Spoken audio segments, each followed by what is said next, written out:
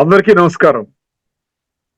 శ్రీమద్ భగవద్గీత ఆధ్యాత్మిక రహస్యాలు అనే శీర్షిక ద్వారా శ్రీ త్రినాథ్ గారు ధారావాహిక ప్రసంగం చేస్తున్నారు.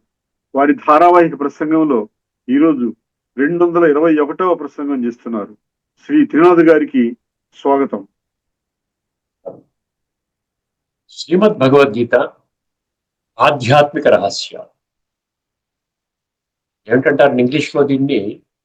రాయల్ మిస్టరీస్ అంటారు. Unlocking of royal mysteries. ఈ యొక్క మిస్టరీస్ ఉన్నాయని కూడా భగవంతుడు భగవద్గీతలో ప్రకటించడం జరిగింది. మనం చర్చించుకున్నాం.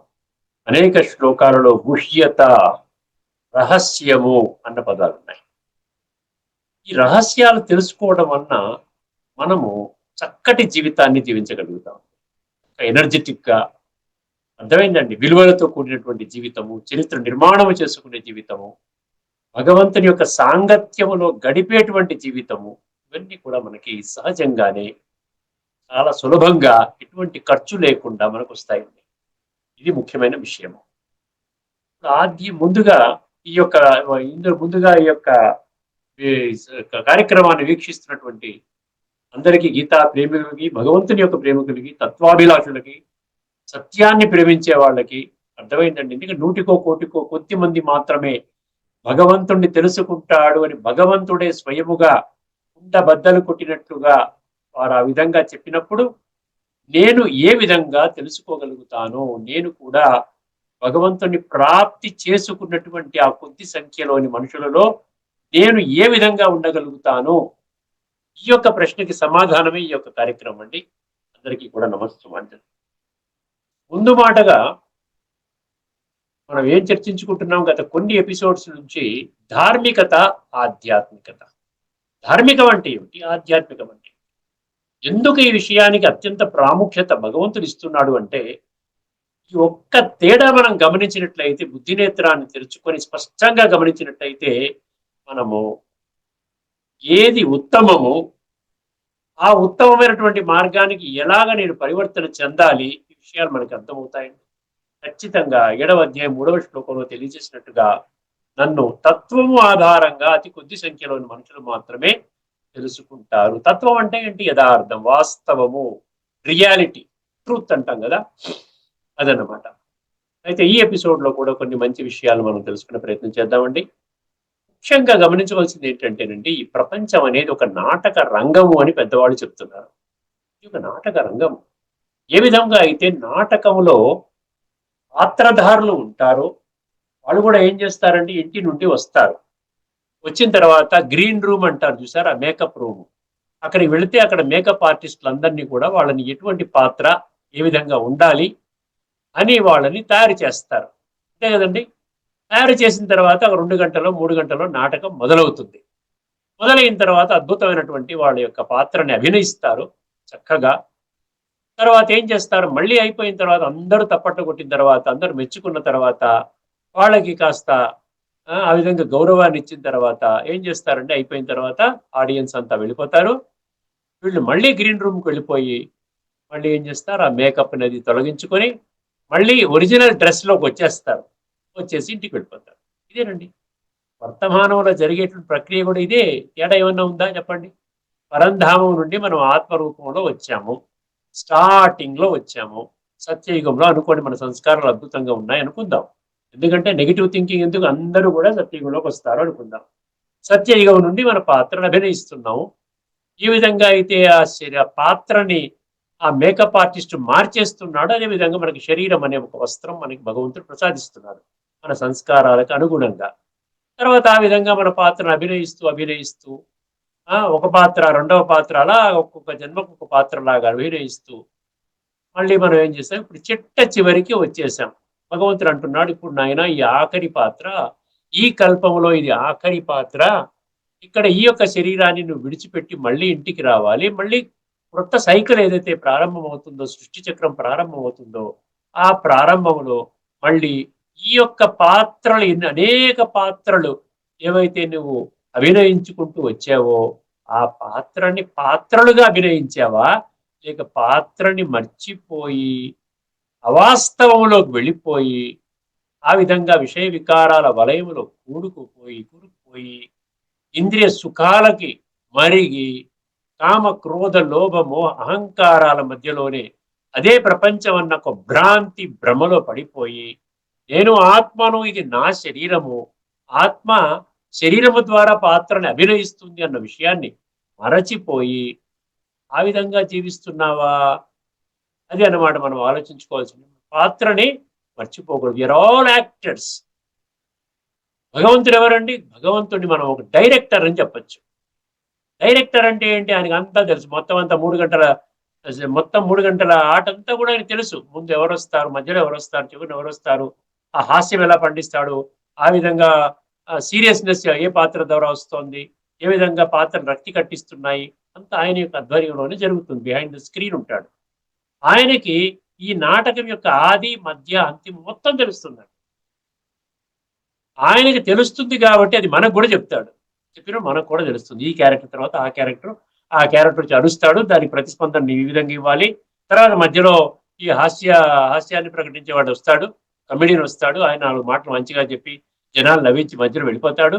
తర్వాత నీ భార్య వస్తుంది, ఏదో మాట అంటుంది. ఇలాగా మొత్తం అంతా కూడా ఆయన స్క్రిప్ట్ ఇచ్చేసి, స్క్రీన్ ప్లే అంటారు చూసారా సినిమాలో, ఆ విధంగా ఇచ్చేసేసి ఎవరి పాత్రని వాళ్ళని అభినయిస్తాము. తర్వాత మనం ఏం చేస్తాము, ఈ వస్త్రము, అందుకని వాసాంసి జీర్ణాన్ని యథా విహాయ, ఏ విధంగా అయితే చిరిగిన వస్త్రాన్ని ఆత్మ మనిషి మార్చుకుంటాడు, అదేవిధంగా ఆత్మ కూడా ఈ జీర్ణమైన శరీరాన్ని విడిచిపెట్టి కొత్త దేహాన్ని తీసుకుంటుంది. అందుకని ఇది ఇది ఇది ఇది ఒక యాక్ట్, ఇది ఒక స్టేజ్ మీద ఒక డ్రామా.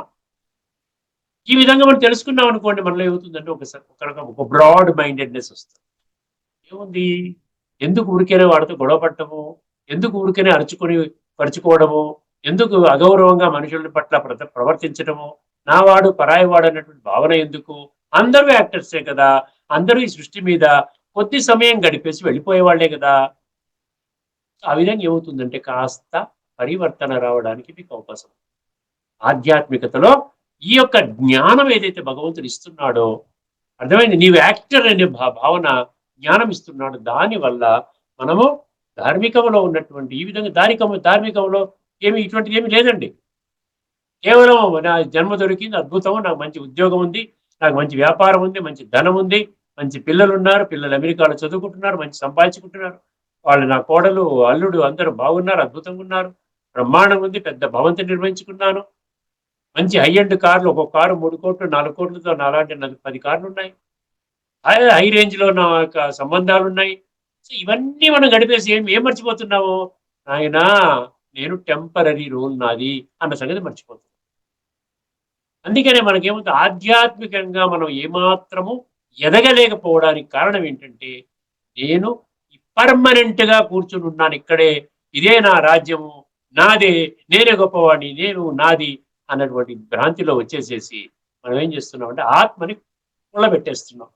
ఆత్మ కుళ్ళిపోతుంది, మధ్యలో ఆత్మ కుళ్ళిపోతుంది. మన యొక్క డ్రామా అంతా వికటించిపోయి, డ్రామా అనుకోకుండా ఇదే రియల్ అనుకుని ఆ విధంగా కొట్లాడుకుంటూ ఆ ఘర్షణాత్మకంగా ఉంటూ టెన్షన్స్ లోకి వచ్చి దేహభ్రాంతి కారణంగా ఆలోచనలన్నీ వక్ర మార్గంలో ఆలోచించి ఈ విధంగా పాడు చేసుకుంటున్నాం. అర్థమైందండి? సో ఆధ్యాత్మికానికి ధార్మికానికి అద్భుతమైనటువంటి ఈ తేడా మీరు గమనించండి.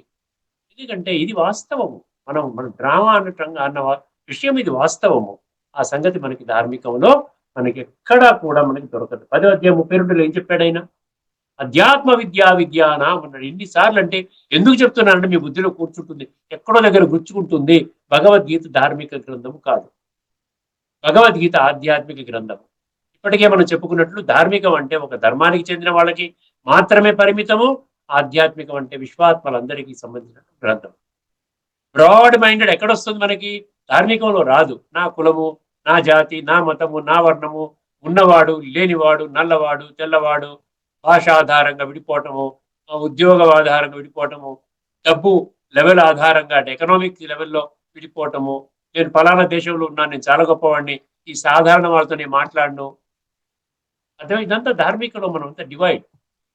ఆధ్యాత్మికంలో ఏంటంటే యూనిటీ ఇన్ డైవర్సిటీ అంటారు, భిన్నత్వంలో ఏకత్వం అంటారు. ఇది కూడా 7వ అధ్యాయంలో ఏం చెప్పాడు? 7వ అధ్యాయంలో 26వ శ్లోకం, 10వ అధ్యాయం 32 రాసుకోండి. ఇప్పటికి చెప్పుకున్నాం, అది ఖచ్చితంగా ప్రతి ఒక్కరి గుండెల్లో దాచుకుని ఉండాలి ఈ 2 శ్లోకాలు. భగవంతుడు ఏమంటున్నాడు? ఆది మధ్యాంతాల జ్ఞాత, సృష్టి యొక్క ఆది మధ్యాంతాల జ్ఞాత, తిరుగులేని తిరస్కరించలేని సత్యం. అదేవిధంగా ఏమంటున్నాడు, సృష్టిలో ఉన్నటువంటి 850 కోట్ల మనుషుల యొక్క ఆది మధ్య అంతమం యొక్క జ్ఞానం కూడా నా దగ్గర ఉన్నది. భూత వర్తమాన భవిష్యత్ కాలాల జ్ఞానము. వేదాహం సమతీతాని వర్తమానాని చ అర్జున భవిష్యాని చ భూతాని మాం తు వేద న కశ్చన. కానీ నా గురించి ఎవరికి తెలియదు. నేను ఇంత చక్కగా ఆది మధ్యాంతాల జ్ఞానం తెలిసిన వాడిని నేను చెప్తుంటే నా గురించి మాత్రం తెలుసుకోవడానికి ఎటువంటి ప్రయత్నము ఎవరు చేయటము లేదు. ఏదో కాలక్షేపంగా, ఒక మొక్కుబడిగా, ఒక కర్మకాండగా ఏదో పూజలు పునస్కారాలు చేసుకోవాలి కాస్త. ఎందుకంటే భయము భక్తులు అంటాం, భయభక్తులు అంటాం. ఏదో తప్పుడు పనులు చేస్తున్నాం, అబద్ధం ఆడుతున్నాం, మోసం చేస్తున్నాం, లంచం తీసుకుంటున్నాం, వీడిని మోసం చేస్తున్నాం, కల్తీలు చేస్తున్నాం, స్మగ్లింగ్ చేస్తున్నాం, లూటీ చేస్తున్నాం, బ్లాక్ మార్కెట్ చేస్తున్నాం, మర్డర్లు చేస్తున్నాం, యుద్ధాలు చేస్తున్నాం. ఇవన్నీ ఏంటి? నెగిటివ్ అండి. ఇవన్నీ మంచి పనులని ఎక్కడ ఏ శాస్త్రం చెప్పలేదు, ఏ వ్యక్తికి చెప్పలేదు. మనం ఈరోజు ఎంత విచిత్రకరమైనటువంటి పరిస్థితుల్లో మనుషులు ఉన్నారు అంటే, చేసేవన్నీ తప్పుడు పనులు, చెప్పేవన్నీ శ్రీరంగ నీతులు. దానికి దీనికి పొందడం లేదు. అందుకనే భగవంతుడు రావాల్సి వచ్చింది. భగవంతుడు ఎందుకు వస్తున్నాడు అంటే దానికి ఆ కరెక్షన్ ఇవ్వడానికి వస్తున్నాడు. ఆ కరెక్షన్ ఇవ్వడమే చేస్తున్నాడు ఆయన చేసే పని. భగవాన్ వాచ ప్రపంచంలో ఇంకో గ్రంథం లేదు, ఆధ్యాత్మిక గ్రంథము. ఇక్కడ ఏమవుతుందంటే ధార్మికంలో ఓన్లీ ఇన్ఫర్మేషన్ గ్యాదరింగ్. శాస్త్రాలు చదువుతున్నామంటే ఇన్ఫర్మేషన్ అర్థమైందని. Information success stories about others చెప్తుంటాం కదా. ఎప్పుడు అర్జునుడి గురించి చెప్తాము. ఎందుకు అర్జునుడికే చెప్పాడు అంటే అర్జునుడి యొక్క లక్షణాలు మనలో ఉంటే మనకు అప్లై చేసుకోవడానికి వీలవుతుంది. ధ్రువుడు, మార్కండేయుడు, ఇంకా చాలా క్యారెక్టర్స్ ఉన్నాయి. ప్రహ్లాదుడి గురించి చెప్తాము. భగవంతుని ప్రత్యక్షం చేశాడు. అర్థమైందండి. ఆ ఒక్క శ్లోకం ఉంది చూసారా, ఇందుగరడు అంతు లేడని సందేహం వల చక్రి సర్వోపగతుండే ఎన్నెందు వెదకి చూచిన అందందేగలడు దానవా అగ్రణి వింటే. ఎందుకు వచ్చింది అక్కడ నిశ్చయం భగవంతుడి మీద. ఆ నిశ్చయం పెట్టండి మీరు కూడా. ప్రహ్లాదులాగా అవ్వండి. అవ్వకుండా ఊరికనే ఫార్ములా చెప్పకండి. మన యొక్క వ్యక్తిత్వం ప్రహ్లాదులాగా ఉందా? ప్రహ్లాదుడి యొక్క మన సినిమా చూపించారు కదా. అంటే మనం ఆ స్థితిలోకి వచ్చినప్పుడు మనకు కూడా ఆ విధంగా అర్థమవుతుంది. భగవంతుడిని నేను పరంధామంలో ఉన్నా కూడా భగవంతుడి శక్తులు, గుణాలను నేను క్యాచ్ చేసి నా యొక్క జీవితాన్ని సర్వశ్రేష్టంగా, ఉన్నతంగా, సర్వాంగ సుందరంగా మలుచుకోగలుగుతాను. ఇక్కడ ఇన్ఫర్మేషన్ గ్యాదరింగ్. ఎవరో బాగున్నారు అంటే మన జీవితం బాగుపడదండి. ఏ విధంగా బాగుపడ్డారు ఆ విధానాన్ని నా జీవితంలో నేను అప్లై చేసుకోవడానికి ఏమి చెయ్యాలి, దానికి ఏ జ్ఞానం అప్లై అవుతుంది, ఎవరు చెప్తున్నారు, మన సంస్కారాన్ని మార్చడానికి ఎవరు చెప్తున్నారు, అది పసిగట్టగలిగే బుద్ధి భగవంతుడు ఇచ్చాడు. కానీ బుద్ధి నేత్రాన్ని మనం మూసుకొని అంధవిశ్వాసంలో ఎవరు ఏది చెప్తే అదే బాగుంది అనుకునే ఆ విధంగాను మనం నడుస్తూ వస్తుంది. అర్థమైంది. ఇక్కడితో మనం ఆపేద్దాము. ఎన్నో విషయాలు చెప్పుకోవాల్సినవి ఉన్నాయి. ధార్మికము ఆధ్యాత్మిక మధ్యలో ఎన్నో విషయాలు ఉన్నాయి, ఇంకా చాలా విషయాలు ఉన్నాయి. అర్థమైందండి. అలా కొన్ని విషయాలు ప్రతి ఎపిసోడ్లో మనం చెప్పుకునే ప్రయత్నం చేద్దాం. అయిపోయేంత వరకు చెప్పుకుందాం. ఓకేనండి. ఇక్కడితో ఈ విషయాన్ని ముగించుకుని మనం ముఖ్యమైనటువంటి అంశం ఏంటి, భగవంతుడు ఈ సృష్టి మీద దేని కొరకు వస్తున్నాడు.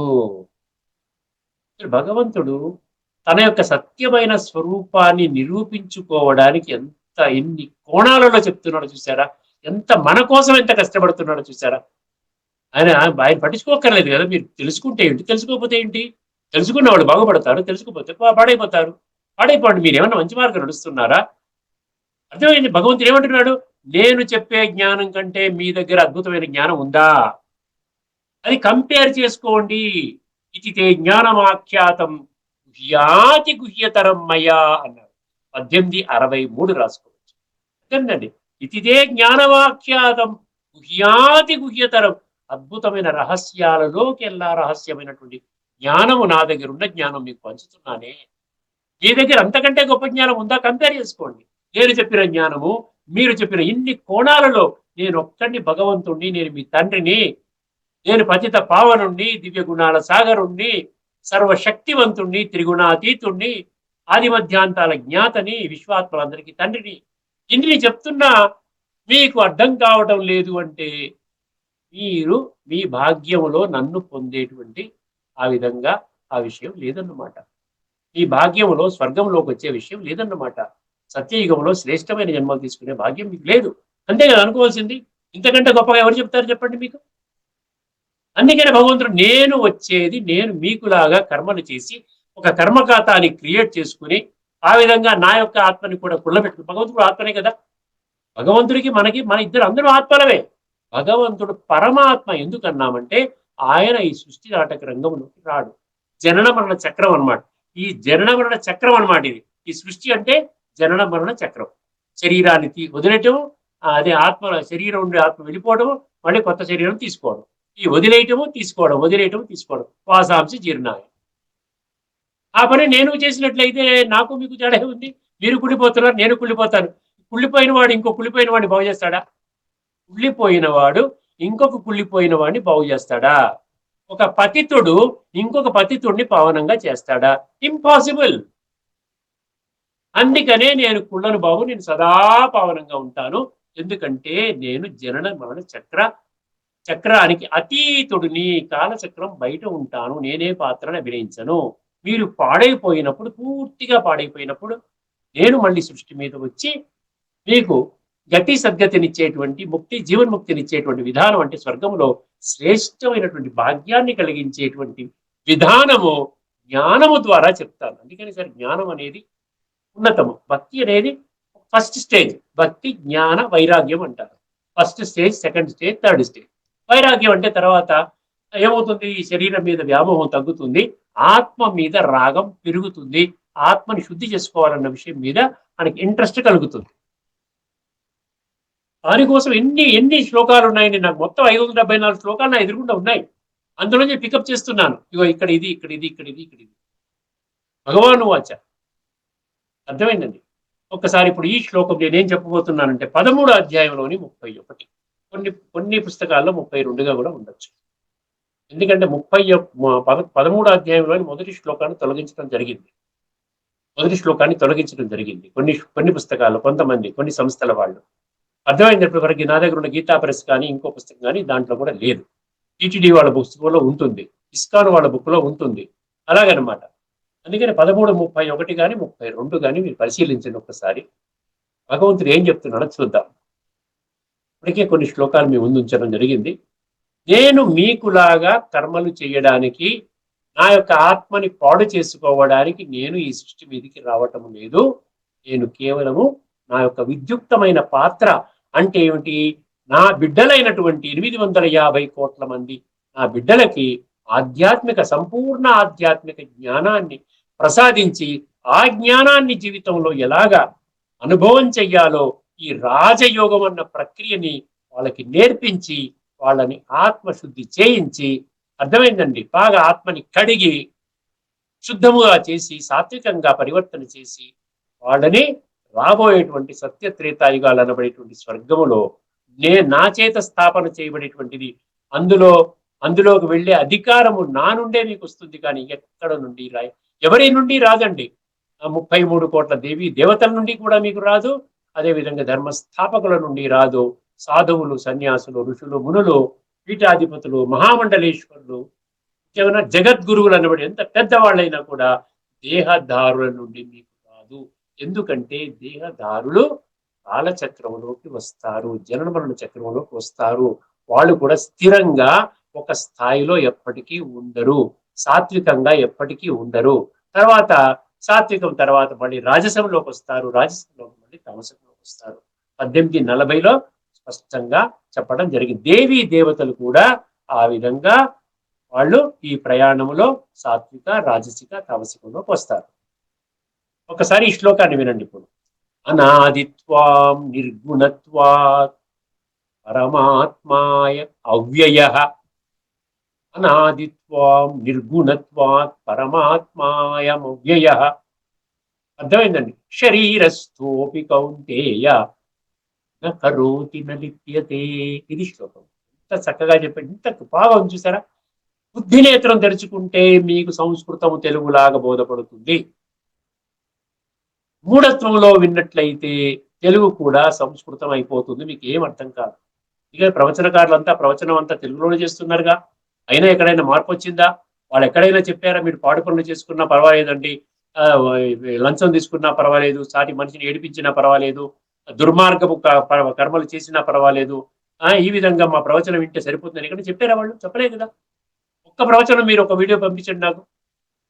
మీరు చెత్త పనులు చేసినా పర్వాలేదు, మా ప్రవచనాల ద్వారా మీకు స్వర్గ ప్రాప్తి జరుగుతుందని ఏ ప్రవచనకర్త చెప్పాడు? చెప్పండి. ఏ ధార్మిక గ్రంథంలో ఉందో చెప్పండి. ఎక్కడా కూడా లేదు. ఎక్కడైనా కూడా మంచి పనులు చేయండి అని అతను చెప్పారు. ఒకసారి ఈ శ్లోకాన్ని జాగ్రత్తగా మనము పదవిచ్ఛేదన చేసుకుందామండి. అనాదిత్వం అన్నాడు. నేను అనాది పురుషుణ్ణి. అనాది అంటే ఏంటి? ఏన్షియంట్ అంటారు చూసారా, ఎటర్నల్ అంటారు. సనాతన పురుషుడు, ఎప్పటికీ ఉండేవాడు అనమాట. అనాది అంటే అది. ఆది లేనివాడు, ఆది లేదు అంతము లేదు. అనాది అంటే అదనమాట. ఆది ఉన్నవాడికి అంతం ఉంటుంది. మనకు ఆది ఉంది, తల్లి గర్భం నుండి మనం జన్మ తీసుకున్నాము, ఆది. తర్వాత అంతం ఉంది కదా, ఈ శరీరాన్ని చాలిస్తాం. ఉన్న పడంగా హార్ట్ అటాక్ అంటారు, ఉన్న పడంగా కిడ్నీ ఫెయిల్యూర్ అంటారు, ఉన్న పడంగా క్యాన్సర్ 4th స్టేజ్ అంటారు, ఉన్న పడంగా బ్లడ్ క్యాన్సర్ ఒక నెల రోజుల కంటే బ్రతకడండి, మీరు అన్ని కాగితాలు రాయించేసుకోండి, అయిపోతుంది. ఉన్న పడంగా ఏదో బ్లడ్ టెస్ట్కి వెళ్తాం. అందుకనే పీరియాడికల్ గా హెల్త్ చెక్స్ అని ఇవన్నీ వచ్చాయి. ఎందుకు వచ్చాయి? ముందుగా ఫస్ట్ స్టేజ్ లో గుర్తించినట్టయితే కొంతకాలం ఏమైనా మనం బ్రతకడానికి, ఎక్కువగా బ్రతకడానికి ఉంటుంది అని ఒక ఆశ.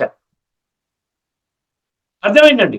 భగవంతుడు అంటాడు, నాకు ఏమీ లేదు, ఏ రోగము లేదు, ఏమీ లేదు, నేను ఏ పాత్రను వహించను, సాత్విక రాజసిక తామసిక అనేటువంటి చక్రంలోకి నేను రాను, నేను ఒక దేహాన్ని ధరించి నా సొంత దేహం అంటూ లేదు. నిరాకార స్వరూప, నిర్గుణ నిరాకారుడు అంటారు. సగుణ సాకారుడు వర్సెస్ సగుణ సాకారుడు అంటే సాకారంలో ఉన్న ప్రతి ఒక్కరు ఇంక్లూడింగ్ దేవీ దేవతలు కూడా సగుణ అంటే త్రిగుణాలలోకి వస్తారు. అర్థమైందండి. అది ఈ ముఖ్యమైన విషయం. ఈ తేడాలు అర్థం చేసుకోవాలి. ఇది అన్ని తిరుగులేని, తిరస్కరించలేని అండి. Nobody can challenge. భగవంతుడు చెప్పేవన్నీ కూడా సత్యం, యథార్థం, వాస్తవం, ఉన్నది ఉన్నట్లుగా చెప్తున్నాడు. భగవంతుడు చెప్పిన మెసేజ్ని చెప్పినట్టుగా అర్థం చేసుకోలేదు మనం ఓన్లీ యుద్ధరంగము, కౌరవులు పాండవులు ఆ విధంగా కొట్టుకుంటున్నారు, ఆయన అర్జునుడు అస్త్ర సన్యాసం చేశాడు, ఆ విధంగా వచ్చి కృష్ణుడి రూపంలో వచ్చి ఆ విధంగా జ్ఞానబోధ చేశాడు, భగవద్గీతను చెప్పడం. తర్వాత ఆయన యుద్ధం చేశాడు, లక్షల మంది చనిపోయారు. తర్వాత ధర్మరాజు కుక్క మాత్రం వెళ్ళారు, మిగతా వాళ్ళందరూ పాండవులు ఇంకా అందరూ కూడా చనిపోయారు. చివరికి ఏమైంది? ధర్మరాజు ఆ విధంగా హిమాలయ పర్వతాల కంటే గడిగిపోయారు. ఇలా చెప్తున్నారు. అర్థమైంది? ఆ విధంగా ఉంటే మన సంస్కారం ఎక్కడ? నేను ఎక్కడ ఫిట్ అవుతాను? ఈ ప్రపంచ నాటక రంగంలో, ఈ యొక్క ధార్మిక క్షేత్రంలో, ఆధ్యాత్మిక క్షేత్రంలో నేను ఎక్కడ ఫిట్ అవుతాను? నా జీవితాన్ని ఉద్ధరించే వాళ్ళు ఎవరు? ఏ శాస్త్రం ఉంది అంటే శ్రీమద్ భగవద్గీత ఆధ్యాత్మిక దృష్టికోణం ఉంటే మీకు అర్థమవుతుంది. అనాదిత్వం అంటే అదనమాట. ఎప్పటికీ కూడా నాకు ఈ కళంకం ఉండదు, ఏ మచ్చ ఉండదు, పరమ పావనుండి, ఎవరు ప్యూర్ వండర్ఫుల్ గా ఉన్నానో నన్ను మీరు పట్టుకొని క్యాచ్ చేయగలిగితే మిమ్మల్ని ఆ విధంగా నేను తయారు చేస్తాను అంటున్నాను. అనాదిత్వం, నిర్గుణత్వం అని అర్థమైంది కదండి. అనాదిత్వం, నిర్గుణత్వా. నిర్గుణ అంటే చెప్పాను కదా, నిర్గుణ అంటే ఏ గుణాలకు గుణాలలోకి వచ్చాడు అంటే ప్రకృతి ఉండాలి. ఎందుకంటే ప్రకృతి ఉన్న ప్రతి ఒక్కడికి గుణాల్లోకి వస్తాడని భగవద్గీతలో 14వ అధ్యాయంలోని 5వ శ్లోకంలో చెప్పాడు. సత్వం రజస్తమ ఇది గుణా ప్రకృతి సంభవా నిబధ్నంతి మహాబాహో దేహే దేహినం అవ్యయం అన్నాడు. ఇది సింపుల్ అనమాట. ప్రకృతి ఉన్నవాడు త్రిగుణాలలోకి వస్తాడు. త్రిగుణాలలోకి ఉన్నటువంటి వాడు ఎప్పుడూ ఒక స్థితిలో ఉండడు. ఈ కాలచక్రములో సతో రజో తమో, సత్య త్రేతాయుగంలో సతో, తర్వాత ద్వాపరయుగంలో రజో, తర్వాత కలియుగంలో తమో. ఈ విధంగా రిపీట్ అవుతూనే ఉంటుంది. ఎటర్నల్ అది. మనమేమి జన్మరాహిత్యం ఇటువంటివన్నీ కలలు కనకండి. ఎటర్నల్ గా తిరుగుతూనే ఉంటాం. భగవాను వాచ. అర్థమైంది? అనాదిత్వం నిర్గుణత్వాత్ పరమాత్మాయం అవ్యయ అన్నాడు. ఇక్కడ పరమాత్మ అనే పదం వచ్చిందా? అర్థమైంది? పరమాత్మలో అన్నాడా? భగవంతులు అన్నాడా? గాడ్స్ అన్నాడా? పరమాత్మ ఒక్కడే. పరమాత్మ. అర్థమైందండి? అంటే సదా పావనుడు. Only one power. పరమ శక్తి అంటే భగవంతులు కాదు. అవ్యయ అని ఎందుకన్నాడు? అవ్యయ అంటే వినాశనము లేదు, అంటే మరణము లేదు. ఎందుకు మరణము లేదు? నాకు జననము కూడా లేదు. జననం ఉన్నవాడికి మరణము. అర్థమైంది? మరణం ఉన్నవాడికి మళ్ళీ జననం. జాతస్య హి ధ్రువో మృత్యు ధ్రువం జన్మ మృతస్య తస్మాద అపరిహార్యేర్ధే నత్వం శోచితుమర్హసి. ఎందుకు బాధపడతావురా నాయన? టెంపరరీ, నీది ఏడవద్దు, ఏమి చేయొద్దు, నాతో కనెక్ట్ అవ్వు, రాజయోగం ద్వారా నీకు శక్తులు ఇస్తాను, గుణాలు ప్రసాదిస్తాను, నీ జీవితాన్ని సర్వాంగ సుందరంగా తయారు చేయడానికే వచ్చాను, నా వేరు పట్టుకో, నా మార్గాన్ని నడువు. ఇప్పటి వరకు అనేక మార్గాల్ని నువ్వు పరిశీలించి పరిశోధించి ఎక్స్పెరిమెంట్ చేసుకుంటూ వచ్చావు. ఏదైనా క్రోధాన్ని తగ్గించుకోగలుగుతున్నావా? విషయ వికారాలకు వెళ్లకుండా ఆపమని ఏ శక్తి అయినా చెప్పిందా నీకు? ఇంద్రియ సుఖాలు అసలైన సుఖం కాదు, టెంపరీ సుఖాలని ఎవరైనా చెప్పారా? అతీంద్రియ సుఖం అనే పదం వాడుతున్నావు, కానీ అతీంద్రియ సుఖం అంటే ఏమిటో నీకు అర్థమైందా? ఇవన్నీ అడుగుతున్నాడు భగవంతుడు భగవద్గీత ద్వారా. అర్థమైందండి. అనాదిత్వాం నిర్గుణత్వాత్ పరమాత్మాయం అవ్యయ. ఇక్కడ మూడు విషయాలు, మూడు లక్షణాలు పరమాత్మ గురించి చెప్పాడు. ఒకటి అనాది, అంటే ఎటర్నల్, ఎప్పటికీ ఉంటాడు. గుర్తుపెట్టుకోండి, భగవంతుడు ఎప్పటికీ ఉంటాడు, మనుషులు వస్తారు పోతారు. ఒకటి ఎటర్నల్. రెండు నిర్గుణ అన్నాడు. నిర్గుణ అంటే త్రిగుణాతీతుడు. మూడు అవ్యయ అన్నాడు. ఈసారి అవ్యయ అంటే నాకు ఎప్పుడు కూడా వినాశనము లేదు, ఎప్పటికీ ఉంటాను. అర్థమైందండి. పరమాత్మాయమవ్యయ శరీరస్థోపి కౌంతేయ. ఇప్పుడు చూడండి, ఈ రెండు పంక్తులు చెప్పారు మీకు. శరీరస్థోపి కౌంతేయ, శరీరములోకి నేను వస్తాను, టెంపరరీగా వస్తాను. అందుకనే 9వ అధ్యాయం 11వ శ్లోకం మనం గత ఎపిసోడ్ చెప్పుకున్నాం. అవజానంతి మాం మూఢ మానుషిం తను ఆశ్రితం. మానుషిం తను ఆశ్రిత భగవంతుడు అన్న తర్వాత భగవంతుడు మనిషి శరీరంలో ఎలా వస్తాడు అన్న ప్రశ్న వచ్చిందంటే అది అవివేక పని. బుద్ధి లేనివాడు, బుద్ధి నేత్రం తెరవనటువంటి వాడు, అంధవిశ్వాసంలో జీవితంలో ఆ జీవితాన్ని ఆ విధంగా గడుపుతున్నటువంటి వాడు ఆలోచిస్తే అర్థం ఉంది. బుద్ధి నేత్రం తెరుచుకుంటే గీతలో అన్నాడు కదా, నేను ఒక సాధారణ మనిషి, అంటే సాధారణ మనిషే, శరీరంలో నేను వస్తాను, వచ్చి మాట్లాడతాను, ఆ విధంగా నేను వచ్చి నేను చెప్పవలసిన విషయాలు చెప్పి మళ్ళీ అక్కడి నుంచి వెళ్ళిపోతాను. అది కూడా కంటిన్యూస్ గా ఉండడండి. వస్తాడు, ఆయన చెప్పాల్సి చెప్పేసి వెళ్ళిపోతాడు. మళ్ళీ ఇంకో రోజు, మళ్ళీ మరుసటి రోజు మళ్ళీ వస్తాడు, మళ్ళీ వెళ్ళిపోతాడు, మళ్ళీ వస్తాడు, మళ్ళీ వెళ్ళిపోతాడు. ఇది జరుగుతోంది, మేము చూసాం కదా, ప్రత్యక్షంగా మేము చూసాం, ఎన్నో సంవత్సరాలు చూసాం. నాకు అలాగే కొన్ని లక్షల మంది చూశారు. రావడం, పోవడం, పలకడం, ఏం పలికాడో అని ప్రింట్ అయిపోయాయి, ఏం పలికాడో అని ప్రింట్ అయిపోయాయి. దాని ఆధారమే భగవద్గీత. అర్థమైందండి. శరీరస్థోపి కౌంతేయ, నేను శరీరాన్ని ఆధారంగా చేసుకుంటున్నాను అయినా, ఎందుకంటే నేను మాట్లాడాలి అంటే నాకు శరీరం కావాలి, ఒక నోరు కావాలి, వినాలి అంటే ఒక చెవులు కావాలి, మిమ్మల్ని అందరినీ చూడాలంటే కళ్ళు కావాలి. కాబట్టి ఈ ఇంద్రియాలను నేను వాడుకుంటాను, కానీ ఇంద్రియాల యొక్క ప్రభావంలోకి నేను రాను. ఇంద్రియ సుఖం ఎలా ఉంటుందో అనుభవం చేసి దాంట్లో కూరుకుపోయడానికి నేను రాను. శరీరస్థోపి కౌంతేయ, హే కౌంతేయ, కుంతి పుత్రుడా. కుంతి అంటే ధరణి. ఈ ధరణి మీద ఉన్నటువంటి 850 కోట్ల మంది మానవాత్మలారా, దివ్య స్వరూపాలారా అని భగవంతుడు శరీరస్థోపి కౌంతేయ. ఆఖరి పంక్తి ఏం చెప్తుంది, చాలా ఇంట్రెస్టింగ్ గా చూడండి, శ్రద్ధగా వినండి. శ్రద్ధావాన్ లభతే జ్ఞానం అన్నాడు 4వ అధ్యాయంలోని 19వ శ్లోకం. ఏమంటున్నాడు? శరీరస్థోపి కౌంతేయ నా కరోతి నా లిప్యతే. మనం అనుకుంటాం భగవంతుడు కూడా శరీరం తీసుకున్నాడు కదా, ఆయన కూడా ఎక్కడో దగ్గర ఏ ఇంట్లోనే పుట్టాడు, ఎక్కడో పాత్ర అభినయిస్తున్నాడు అంటే భగవంతుడు కాదండి. ఆయన మనలాంటి కర్మలు చేసుకుని కర్మకాతాని, కార్మిక్ బాండేజ్ అంటారు చూసారా, కర్మ బంధనం అంటున్నాడు గీతలో. ఆ బాండేజ్ అంటే ఏంటి? మనము చేసేటువంటి కర్మలు బాండేజ్ని సృష్టిస్తున్నాయంటే మన సెల్ఫ్ ఎంజాయ్మెంట్ కోసం చేస్తున్న కర్మలు. ఇక్కడ భగవంతుడు నిస్వార్థ కర్మలు మన కోసం వస్తున్నాడు. ఆయన టెంపరీగా ఒక శరీరాన్ని లోనుగా తీసుకున్నాడు. ఆయన్ని లోనుగా తీసుకున్నందుకు దానికి ఇవ్వాల్సిన ప్రతిఫలం ఆయన ఇస్తాడు. కంపల్సరీగా గంతిబాలానికి ఇస్తాడు. ఒక శరీరాన్ని ఎంచుకున్నాడు. ఏ శరీరాన్ని ఎంచుకోవాలని ఆయన ఇష్టం, కానీ మన ఇష్టమా? ఎవరి శరీరం ఎంచుకున్నా, మీరు ఆస్ట్రేలియాలో ఒక స్వామీజీ శరీరాన్ని ఎంచుకున్నాడంటే ఆయన శరీరం ఎందుకు ఎంచుకున్నాడంటారు? అలాగే ఢిల్లీలో ఒక మహర్షి శరీరం దూరాడంటే ఆయన శరీరం ఎందుకు ఎంచుకున్నారంటారు? లేదా మీలోనే వచ్చాడనుకోండి, అందరూ అంటారు మీ శరీరంలోకి ఎందుకు రావాలంటారు? శరీరంలోకి వస్తారన్నాడు కాబట్టి ఏ శరీరం ఎంచుకున్నాడో ఆయన ఇష్టం. మానుష్యం తనుమాశ్రితం అన్నాడు. అందుకనే ఆ దాదా లేఖరాజున వజ్రాల వ్యాపారి శరీరాన్ని అధిరోహించాడు. ఇది ఒక టెంపుల్, మందిరం అన్నమాట. ఆలయం అంటే భగవంతుని పొందేటువంటి ఒక ఆలయం. అర్థమైందండి. శరీరస్థోపి కౌంతేయ న కరోతి న లిప్యతే. నేను మీకులాగా మీలాంటి కర్మలు చెయ్యను. నేను కేవలము నా పిల్లలని ఒక సన్మార్గంలో పెట్టడానికి, వక్ర మార్గంలో నడుస్తున్నారు, అటువంటి పిల్లల్ని సన్మార్గంలో పెట్టడానికి నేను వస్తాను. ఆ విధంగా నా పని పూర్తి చేసుకొని వాళ్ళని చక్కగా నూతన సైకిల్లో కొత్త సృష్టి చక్రం ప్రారంభం కాబోతున్నది, నా ద్వారా ప్రారంభం కాబోతున్నది. వాళ్ళకి శ్రేష్టమైన జన్మలు, ఎవరైతే నా మాట విన్నారో వాళ్ళకి శ్రేష్టమైన జన్మలని ప్రసాదించి నేను మళ్ళీ నా ఇంటికి వెళ్ళిపోతాను, పరంధామంలో వెళ్ళి కూర్చుంటాను, నాకే పని లేదు. ఇప్పుడు నేను ఈ రిపేరింగ్ పని చేస్తున్నాను, ఆత్మల్లో ఉన్న కుళ్ళును తొలగించేటువంటి పని రాజయోగం అనే ప్రక్రియ ద్వారా నేను చేస్తున్నాను అంటున్నాను. నా కరోతి నా లిప్యతే అంటే కంటామినేషన్, పాడైపోవడం, కుళ్ళు పాడైపోవడం, ఆత్మలో కుళ్ళు చేరిపోవడం. నాకు కుళ్ళు చేరదు, ఎందుకంటే నేను చేసే కర్మలు ఇంద్రియ సుఖాల కోసము, జీవితాన్ని అనుభవం చేయడం కోసం చెయ్యను. సృష్టి పరివర్తన ధర్మ సంస్థాపనార్థాయ సంభవామి, ఈ కర్మను నేను చేస్తాను. ఇదండి ఈ శ్లోకం వివరించినటువంటి తత్వము. ఇప్పుడు గీతా పుస్తకంలో ఏం చెప్పడం జరిగిందో ఒకసారి పరిశీలించినట్లయితే ఈ యొక్క ఎపిసోడ్ మనం సంపన్నం చేసిన వాళ్ళం అవుతాం. 13వ అధ్యాయంలో నా పుస్తకంలో 31, మీ పుస్తకంలో 32 కూడా ఉండొచ్చు. 31 అనాదిత్వం నిర్గుణత్వం. ఏమంటారో ఒక్కసారి గమనించండి.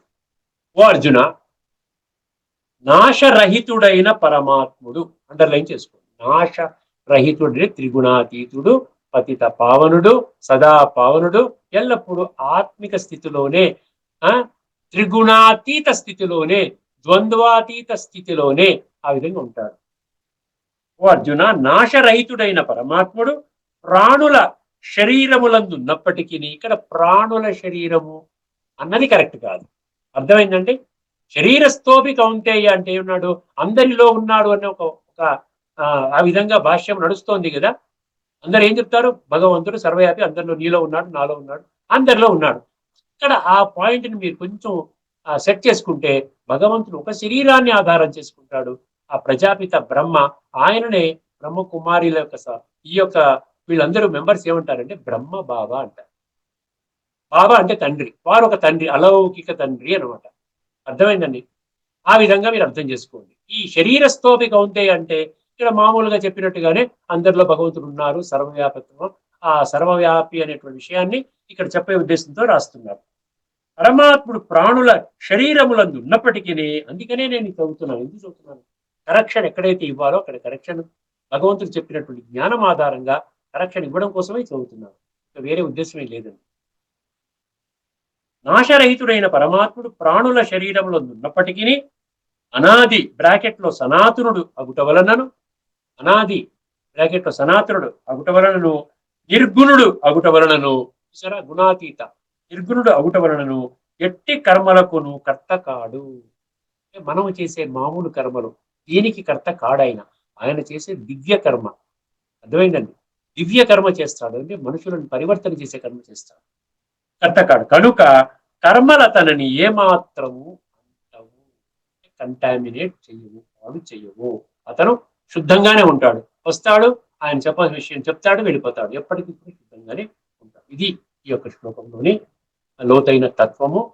మనం రాబోయే ఎపిసోడ్లో మరొక శ్లోకంలోని అద్భుతమైనటువంటి లోతైనటువంటి తత్వాన్ని మనం తెలుసుకుంటామండి. అంతవరకు సెలవు. అందరికీ నమస్కారం. లోకా సమస్తా సుఖినో భవంతు.